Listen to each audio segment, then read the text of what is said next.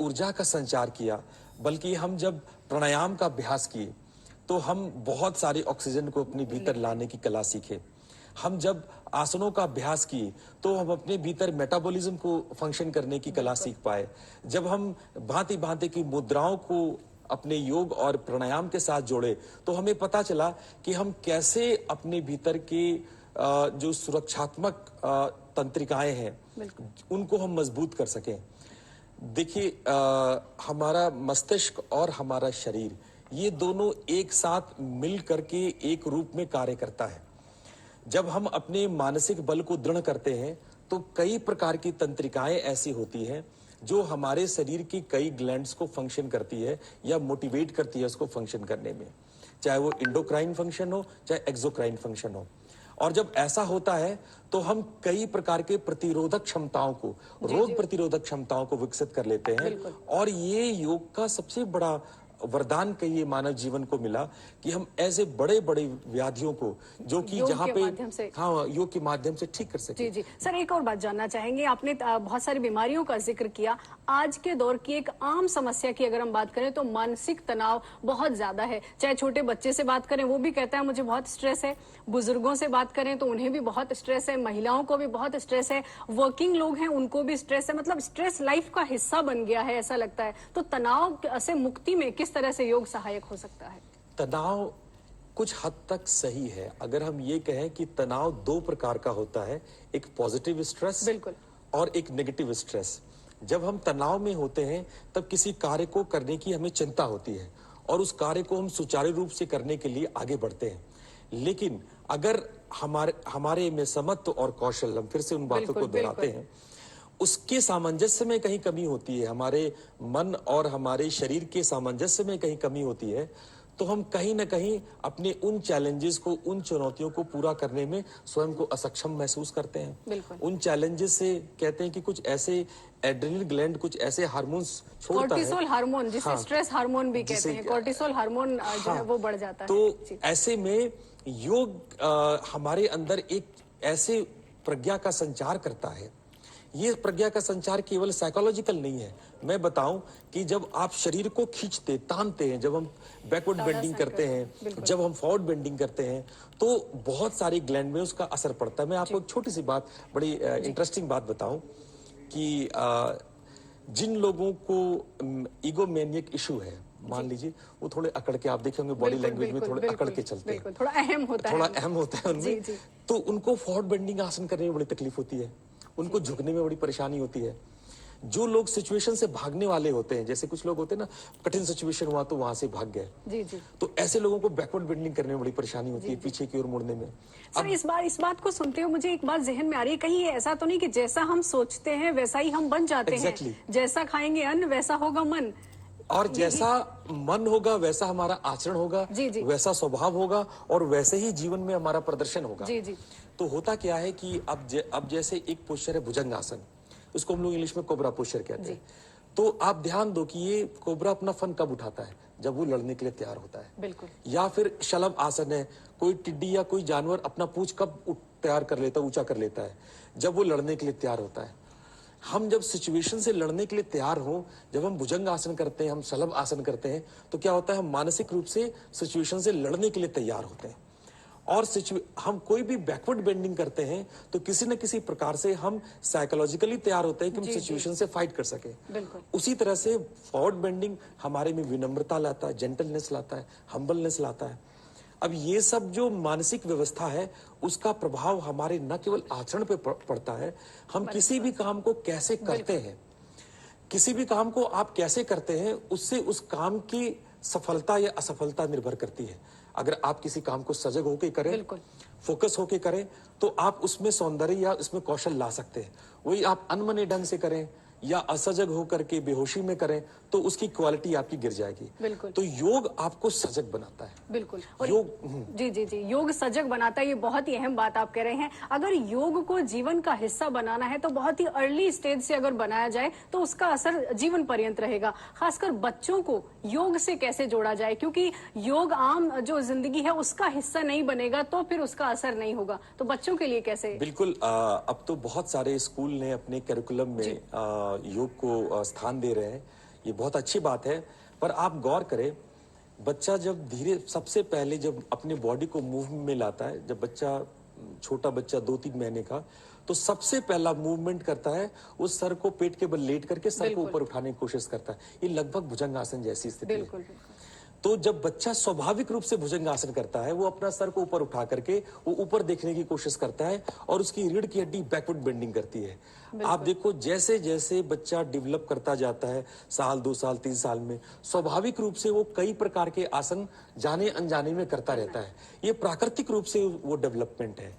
लेकिन अगर हम उसी उम्र से उसको शिक्षा भी देने लगे कि हम उसके पोस्चर्स को एक प्रॉपर गेस्चर देने लगे, गाइडेंस देने लगे कि इस तरह के पोस्चर्स बेटा करके दिखाओ, देखो ये जानवर, ये खरगोश ऐसे शशांक आसन बोलते हैं इसको, ये ऐसे ये टाइगर पोस्चर हुआ, ये वुल्फ पोस्चर हुआ, ये चिड़ियों का बकासन हुआ, है ना, ये मयूर आसन हुआ। और बच्चों का शरीर बहुत लोच होता है, बहुत जल्दी वो उसको कवर कर लेते हैं, जानवरों की नकल की करके उसको सीख सकते हैं और सीखने से उनको उनका लाभ मिलता है। देखिए, बात जैसा कि हमने कहा कि शारीरिक लाभ नहीं है, इससे शरीर में जो तनाव खिंचाव होता है उससे शरीर को जो लाभ मिलता है वो निश्चित रूप से मिलता है, लेकिन सबसे बड़ा इफेक्ट पड़ता है इसको आपकी भावनाओं पे, आपके मन पे, और उसके अंदर जो आपकी वृत्तियां बन रही है, जो थॉट पैटर्न्स डेवलप हो रहे हैं, उस पर उसका गहरा प्रभाव पड़ता है। इसलिए अगर हम बच्चों को शुरू से ही अगर हम योग के अभ्यास और उसकी ट्रेनिंग्स देते रहे तो निश्चित रूप से हम अपने बच्चों के अंदर में एक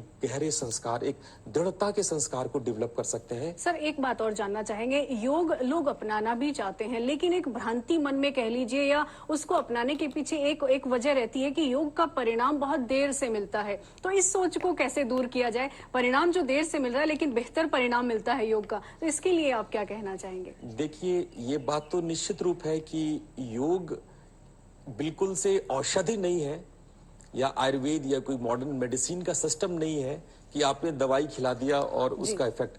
योग एक आदत डालने की प्रक्रिया है, ये आपके भीतर एक आदत डालते हैं। जैसे कि हमें अगर बहुत आगे झुकने की आदत नहीं है तो योग से हम प्रॉपरली झुकने की आदत डालते हैं। बैकवर्ड बेंडिंग, जैसे नॉर्मली हम लोग पीछे मुड़ के बहुत कम ऐसी क्रियाएं करते हैं जिसमें हमारी बैकवर्ड बेंडिंग या लेटरल बेंडिंग या ट्विस्ट होती हो, या इन्वर्टेड पोस्चर तो ऐसा कोई भी नहीं है जिसमें कि सर नीचे पैर ऊपर होता हो। लेकिन जब हम ये प्रयास करते हैं तो बॉडी के नॉर्मल रिदम को तोड़ते हैं। हम लोग धीरे धीरे एक मैकेनिकल रिदम में आ जाते हैं कि हम एक खास तरह के काम को खास तरह से करने लगते हैं। सांस भी हमारी खास तरह की हो जाती है, शरीर के मूवमेंट खास तरह के हो जाते हैं, एक मैकेनिकल सिस्टम में आ जाते हैं जिसमें सब कुछ पहले से सेट हो जाता है। उस सेट को, उस वृत्ति को योग तोड़ता है।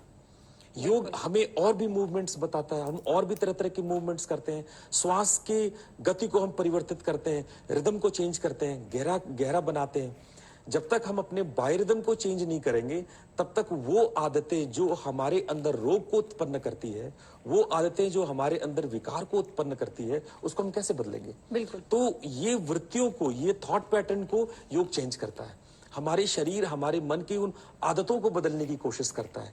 और ये ऐसा नहीं है कि आप ये औषध खा के कर ले, पर ये भी मैं आपको बता दूं, कुछ ऐसे अभ्यास योग के हैं जो एकदम फौरन असर करता है। जी बताएं सर, कुछ ऐसे अभ्यास जो कि तनाव को भी दूर करें और जो योग दिनचर्या में भी हम शामिल कर सकें। मैं आपको 3-4 बहुत अच्छे अभ्यास बताता हूँ।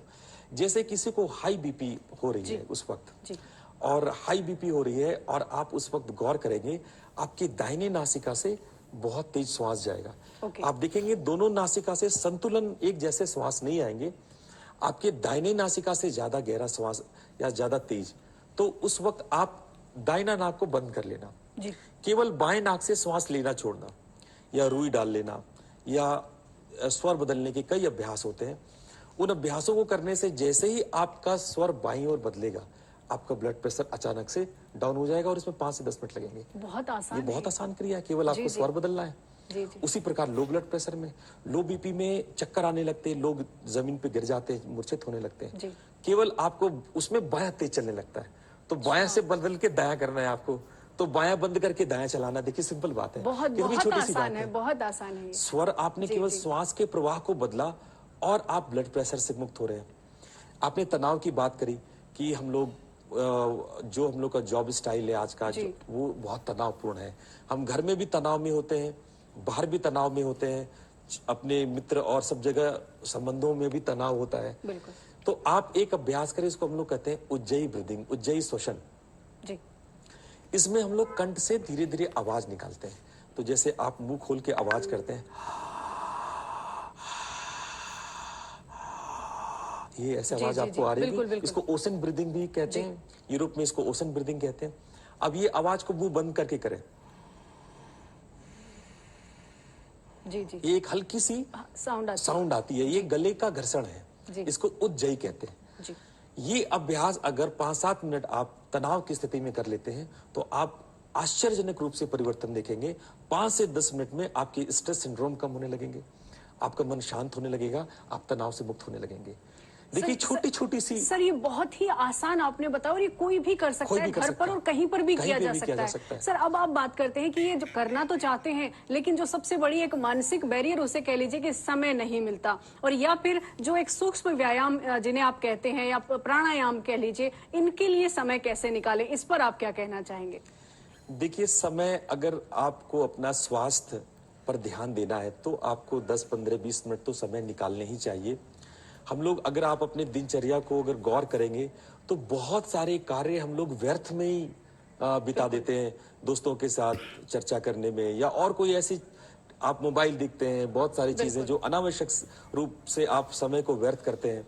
अपने स्वास्थ्य के लिए, अपने लिए, अपने जीवन के लिए तो आप 10-15 मिनट तो निकाल ही सकते हैं। और कुछ योग ऐसे होते हैं जिसको खाली पेट किया जाना चाहिए, सुबह किया जाना चाहिए, पर बहुत सारे ऐसे योग के अभ्यास हैं उसके लिए कोई निश्चित नियम नहीं है। आप खाना खाने के बाद भी कर लें, दिन में कर लें, शाम में कर लें, सोने से पहले कर लें। तो यदि आप अपने योगाचार्यों से संपर्क करेंगे तो वो आपको बताएंगे आपकी पर्सनालिटी के हिसाब से, आपकी व्यस्तता के हिसाब से आप कौन सा बेहतर 5 से 10 मिनट का अभ्यास किस समय कर सकते हैं, और वो समय बहुत आसानी से निकाला जा सकता है। सर युवाओं के लिए आपसे जानना चाहेंगे, युवा जो है बहुत फास्ट फॉरवर्ड हैं, उनको अगर एक्सरसाइज भी करनी है तो बहुत ही फास्ट एक्सरसाइज को तो वो अडॉप्ट कर लेते हैं, लेकिन योग के प्रति उनका रुझान कम होता है, तो युवाओं के लिए आप क्या कहना चाहेंगे? बिल्कुल ठीक बात। और जहां तक मैंने विदेशों में भी देखा तो इसको लोग इसको माइल्ड एक्सरसाइज कहते हैं। बिल्कुल। और इसको जो युवा वर्ग है, स्पेशली मेल युवा वर्ग, उनको लगता है कि ये कुछ बहुत हल्का फुल्का सा एक्सरसाइज है जो स्त्रियों के लिए है, या फिर ये माइल्ड एक्सरसाइज है रोगियों के लिए है। ये उनके लिए नहीं है। पर यदि वो योगाचार्यों के साथ बात करेंगे तो पता चलेगा कि योग युवा के लिए उन सभी उनकी अपेक्षाओं को पूरा कर सकता है। जैसे जो चीज आप जिम में बाइसेप्स ट्राइसेप्स बनाना चाहते हो, वैसे अभ्यास योग में भी है। लेकिन योग में एक खूबी है, ये एक्सरसाइज की तुलना में काफी बेहतर 3 कारणों से है। पहला कारण कि ये आपके जो सिस्टम्स हैं, जो हमारे 6 बेसिक सिस्टम है, उसको भी परफेक्ट करता है। जिम नहीं कर सकेगा। जिम आपके मसल्स को तो एक्सपांड करेगा, वो आपके लुक को तो बेहतर करेगा, लेकिन आपके अंदर के जो फिजियोलॉजी, जो सिस्टम है, उस पर फंक्शन नहीं करेगा। तो ये आपको माइंड, बॉडी और सोल का जो कनेक्शन है, दूसरा, वो यही वो दूसरी। और दूसरा मैं बताना चाह रहा था कि ये तो जो आपकी जो पाचन क्रिया है, जो आपका यूरिनरी सिस्टम है, ये तो ठीक करता ही है, जो जिम नहीं करता है। पर साथ साथ ये जो आप बता रहे मन और शरीर, इसके बीच में बैलेंस लाता है, जो जिम नहीं ला सकता है, जो एक्सरसाइजेज नहीं ला सकते हैं।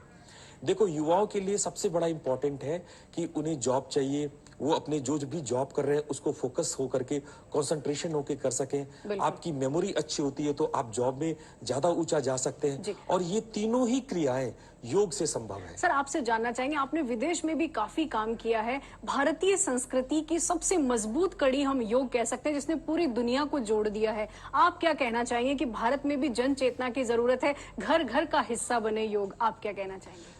बिल्कुल। लगभग मैंने 50 देशों से भी ज्यादा जगहों पर योग के कार्यक्रम किए हैं। मेरी ज्यादातर उम्र साउथ कोरिया की वोंगकोंग यूनिवर्सिटी में एज अ प्रोफेसर बीता है। 12 से ज्यादा किताबें मैंने लिखी। देश विदेश के अन्य युवाओं और अलग अलग वृद्धों से, बच्चों से, महिलाओं से मैंने बातें करी, उनकी समस्याओं को समझा और उनमें मैंने योग के समाधान उनको दिए। और आज मैं देख पाता हूं कि पिछले 25-30 सालों में एक भारी परिवर्तन योग को लेकर के, योग की समझ को लेकर पूरी दुनिया में आया है। लोग अपना रहे हैं योग। साउथ कोरिया में मैंने देखा ऐसा कोई शहर नहीं है, ऐसा कोई गांव नहीं है जहां योग सेंटर ना हो, जहां के बच्चे योग। और अगर मैं आपको आंकड़ा दूं तो पूरे पॉपुलेशन का 35 से 40% साउथ कोरिया में योग को लोग किसी न किसी रूप से प्रत्यक्ष या परोक्ष रूप में अपनाते हैं, जो भारत से ज्यादा है। जी जी जी। जो भारत से ज्यादा है। तो आप ये समझ लीजिए कि विदेश में भी योग इस प्रकार से फैल रहा है कि लोग उसके महत्ता को समझ रहे हैं, युवा उसको अपना रहे, महिलाएं उसको अपना रही हैं। महिलाएं जो 50+ महिलाएं हैं, उनको मैंने बहुत अच्छे अच्छे आसन करते हुए देखे, कोरियन लेडीज को। तो मुझे लगता है कि लोग उसको बहुत जल्दी अपने जीवन में आत्मसात कर रहे हैं, उसको अपना पा रहे हैं। बिल्कुल सर, और यही कारण है कि अभी हम 8वां विश्व योग दिवस मना रहे हैं और इस बार की थीम भी योग फॉर ह्यूमैनिटी संयुक्त राष्ट्र संघ ने रखी है। सर, आपने बहुत ही अहम जानकारियां हमारे दर्शकों के साथ साझा की, बहुत ही सूक्ष्म व्यायाम भी आपने बताए जो कि बहुत ही महत्वपूर्ण है। सर, आपका कार्यक्रम में बहुत बहुत धन्यवाद, आपने इतना समय दिया।